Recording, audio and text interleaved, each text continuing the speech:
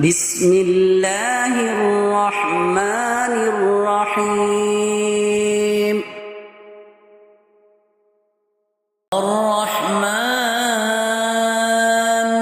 علم القرآن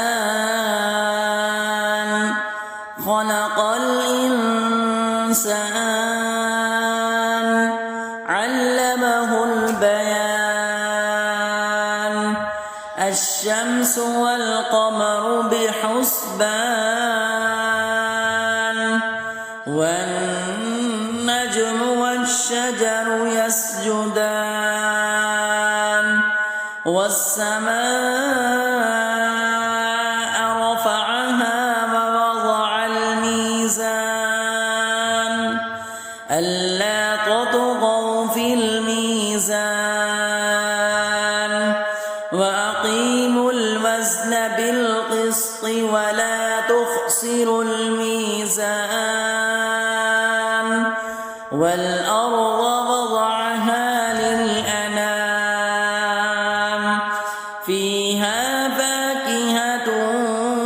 والنخل ذات الأكمام والحب ذو العصف والريحان فبأي آلاء ربكما تكذبان خلق الإنسان من صلصال كالفخار وخلق الجان من مارج من نار فبأي آلاء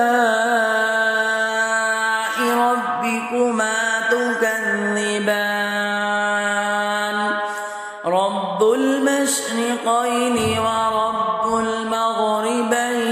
المغربين فبأي آلاء ربكما تكذبان مرج البحرين يلتقيان بينهما برزخ لا يبغيان فبأي آلاء ربكما تكذبان يخرج منهما اللؤلؤ والمرجان فبأي آلاء ربكما تكذبان وله الجوار المنشآت في البحر كالأعلام فبأي